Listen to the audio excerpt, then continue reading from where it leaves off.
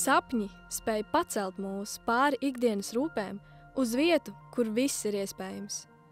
Katram cilvēkam kaut reizi dzīvē ir bijis sapnis. Vienam tas ir ceļojums uz tālām zemēm, citam materiāli labumi, bet vēl kāds sapņo par ērtu dzīvi un labu veselību. Daudzi Latvijas seniori ir piedzimuši kara jukās un dzīvojuši okupācijā, un tagad noveco vēl nepaspējuši piepildīt savus sapņus. Taču daži no viņiem joprojām pēc tiem tiecas. Viņi ir sapņu ķērāji.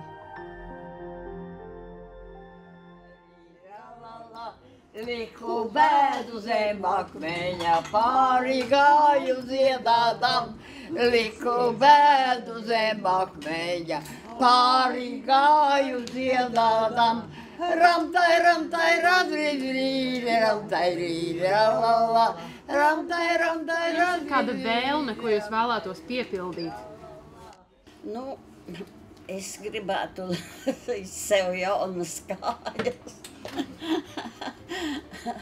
Neesmu domājis tā, jā, vēlme, jā, es esmu siltumā šeit aprūpēts, jā, vairāk ko es varu vēlēties. Dzīves skrieniem, to Latvija nav jau visur būt. Pasaulē ir visur izbraukāts un tā iedomājās. Un tā ienāca pēkšņi prātā, es neesmu bijis Aglonā jau. Mani vedīs pa tām vietām, kuras savā garā 95 gadu mūžā esmu bijusi laimīga ar vīru, jo mēs ar vīru nodzīvojām kopā pār pa 60 gadiem. Viņš mani izturēja.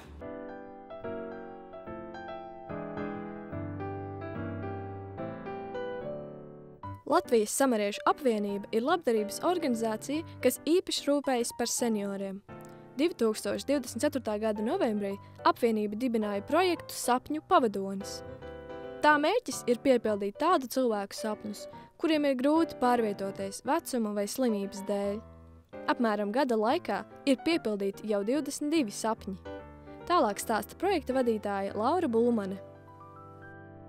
Katram no mums prasa, kas ir sapnis, tad liekas, it kā visi tie lielie sapņi ir tā kā aizbraukt ar, es nezinu, ar balonu vai aizbraukt uz Disney vai kaut ko tādu, bet reāli, kad mēs sākam domāt pēdējā mūža posmā, un it sevišķi, kad cilvēks ir smagi slims vai ne, tās iespējas nav tik lielas, tad tie sapņi ir ļoti pieticīgi. Un pārsvarā sapņi ir vai nu varbūt kaut kāda radnieka vai tuvinieka aizvest, tā kā mums bija divas māsas, kas gribēja satikties, bet katram bija kaut kādā, kā saka, nevarēja viens otru, vai nu vienu izbraukt no māju, vai otru nevarēja, kā saka, redzēt. Tad mēs viņus, kā saka, savienojam kopā un aizvedām, un viņas tikās.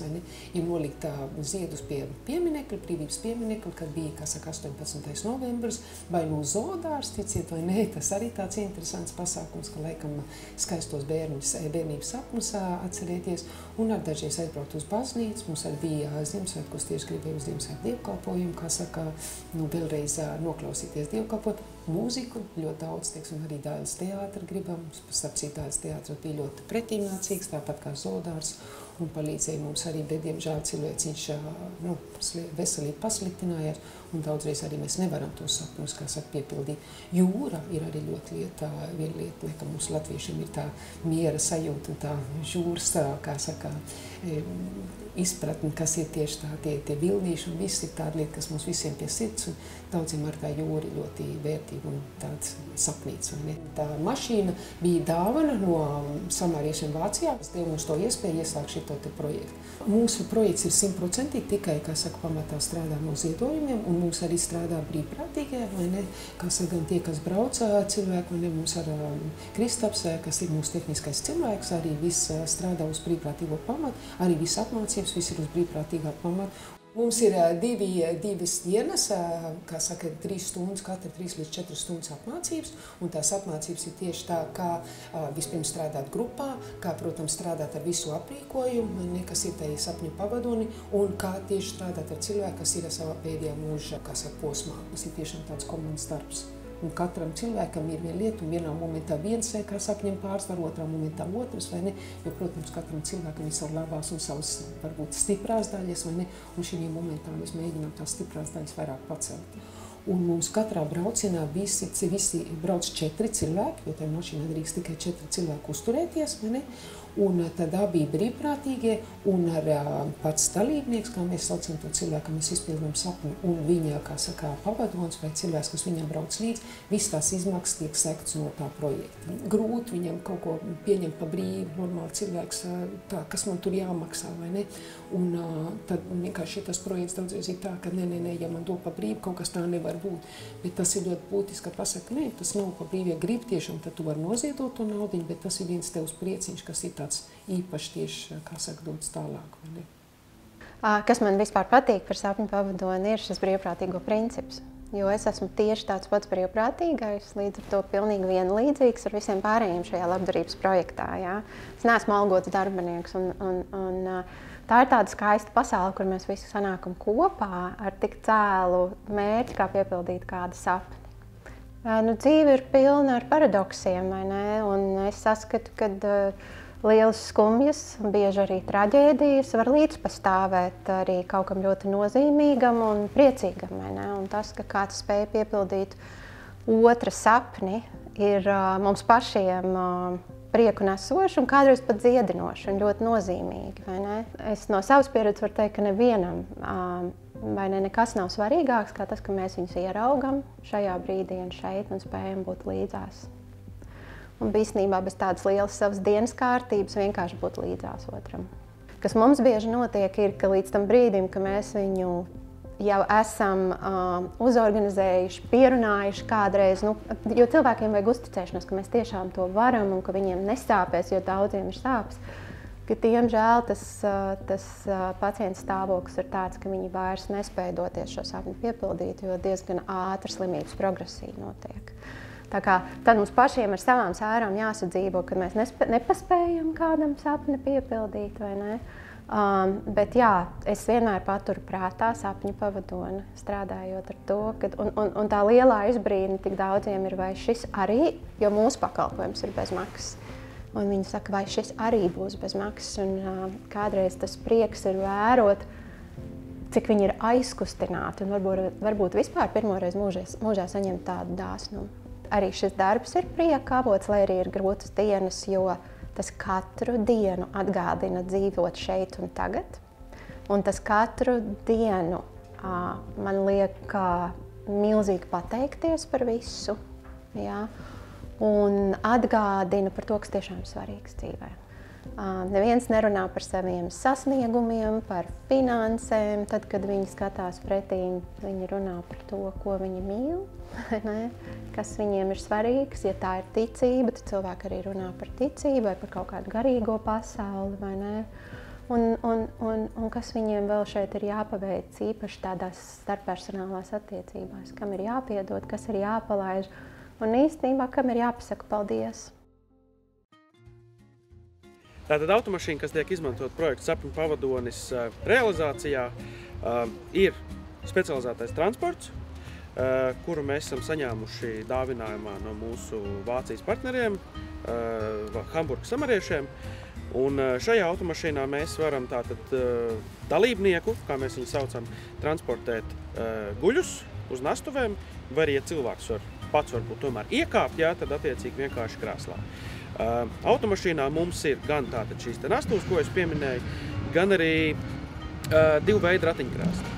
Ratiņkrēsls, ja tā var teikt, parastais, ar ko cilvēku tad mēs varam pārvietot, kur tas ir nepieciešams. Un tāpat laikā arī ir ratiņkrēsls, kas ir pielāgots braukšanai pa trepēm.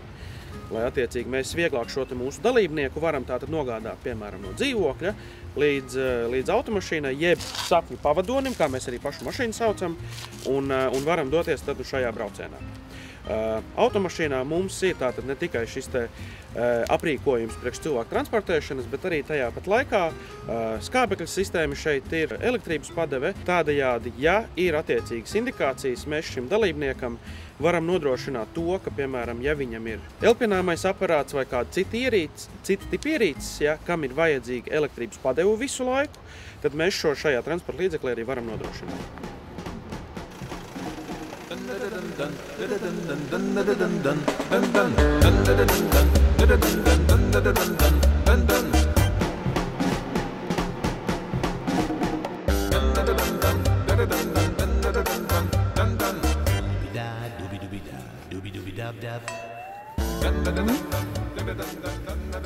Nu, gaida, kur brauksiet? Es nezinu.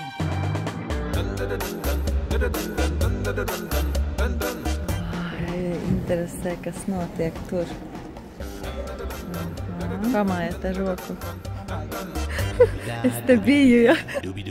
Pirmās emocijas pēc operas apmeklēšanas. Kā jums patika? Man ļoti patika. Par ko bija opera? Par mīlestību, protams.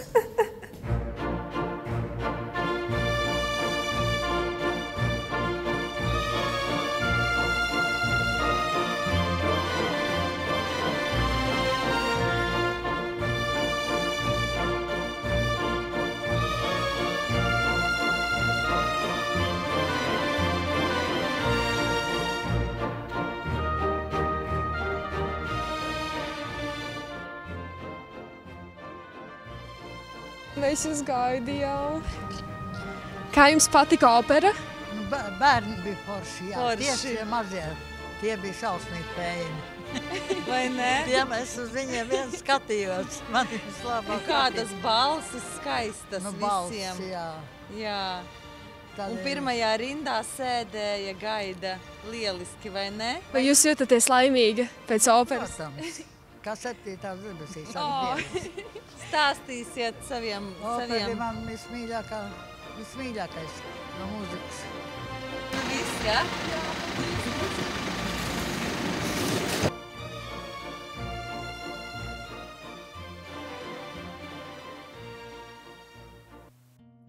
Es strādāju Stradiņu slimnīcā, un mums par godu mediķiem bija pasākums, kur sapņu pavadonis un samarieši sevi prezentēja.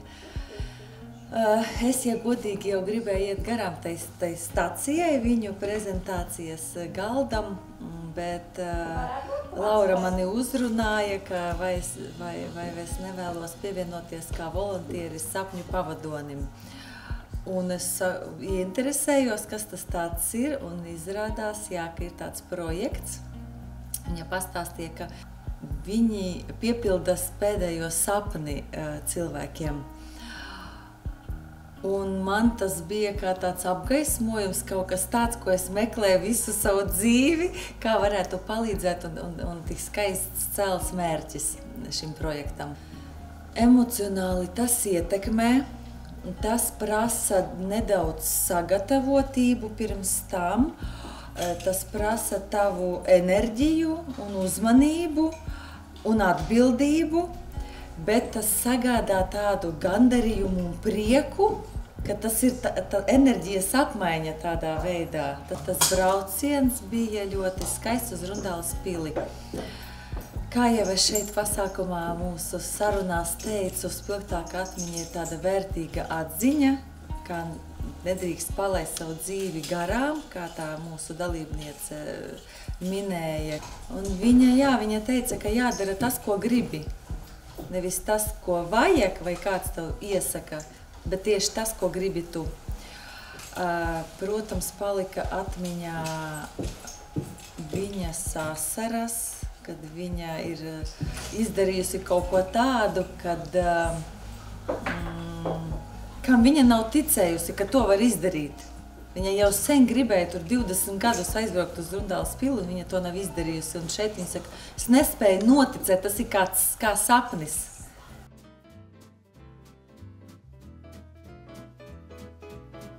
Nu, Gaidai jau bija labi, Gaidai patika. Nu, tie pavadoņi arī bija lieliski, tā meitene mums tur ar visur palīdzēja, un arī šoferītis palīdzēja. Mums tur pieveda un palīdzēja mums tur aiziet, un nu, vispār ar to visu tikām galā ļoti labi.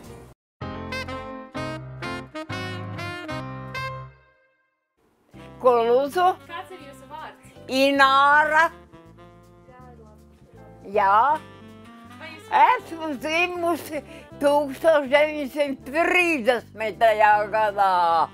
Nu, uz teātri ļoti labprāt, tikai nu, jāzina iepriekš, ko tur rāda. Jo, piemēram, ir jau tagad, es droši vien jau esmu par vecu tam, tagad ir tik modernas tās izrādes, ka tur es vispār, man būtu kauns iet ārā, pusizrādē, bet arī nosēdēties tur nevaru. Manas jaunības dienas, teiksim, ja tā bieži iedomājās, tās ir tālu, jā, Kurzemē, un tur ir tā pārveidots, jā, ka tur ļoti daudzas mājas ir noraktas, jā, un lauki apsēti, ka neredz galu gandrīz. Mana profesija, kuru skolā apguva, dārzkopis agronoms, jā, bet es savā profesijā nestrādāju, jā. Es strādāju tādu darbu, ka varu redzēt, jā, kas aiz manis paliek, jā. Es biju traktorists, var teikt, visu mūžu. Stādīju kartupeļus, sēju bietas, nu tāds bija man darbs. Rudenī jāvāc kartupeļi, jāvāc bietas, bet lasu un interesējos, kas notiek pasaulē, kas notiek mums apkārt, kas Latvijā, kādas problēmas, teiksim tā, gribas avīzi lasīt un televizorā, panorāmu, tas obligāti jānoskata. Piebalga ļoti mīļa vieta, tur es esmu dzimusi Piebalgā. Tā ir ceļš uz Sēsu vidusskolas beidzu. Un es esmu viena no nedaudziem cilvēkiem, kuri redzēja, kā saspridzināja Vestpiebalgas baznīcas torni, kurš vēl šodien nav atjaunots. Jā, man patīk. Esmu apmierināta. Ar ko? Vispār. Viss darbinieki forši. Istabas biedreni labi. Ko var vairāk vēlēties. Bet varbūt ir kaut kāda dzīves atziņa, ko jūs varētu ieteikt jauniešiem? Labu veselību un būt tādiem, varbūt draudzīgākiem, nebūt tādiem, nelikt par katru sīkumu, jo nav jau nozīmes tam. Pretenzijas jau daudziem ir dažādas, bet jūs jau zināt, kur 2 latvieši, tur 3 partijas. Lai piepildās viņu sapņi, ko viņi domā, ko viņi ir iecerējuši. Klausies, ko teica Harijs Liepiņš savā laikā? Man tas patika. Viņš teica tā, jaunības dullums vēl nav pārgājis, jaunības trakums vēl nav pārgājis, kad vecuma dullums jau klāt. Nu? Man, piemēram, pagātne ir garāka par nākotni, kas būs priekšā. Jums, piemēram, ir otrādi. Jums pagātne īsāka, nākotne jums būs daudz garāka. Bet tad tu paņem, tagad un uzdziedi kaut ko, un tad beidz. Tu paņem Ko jūs gribat? Kaut ko līrisku vai tādu? Es vēlētos jūsu mīļāko dziesmu.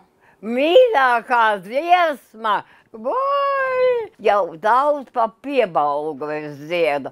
Lai nu paliek šorzen, rūzu drūvā atmatā, aug man tālu piebalgā, meita egles garumā, visi.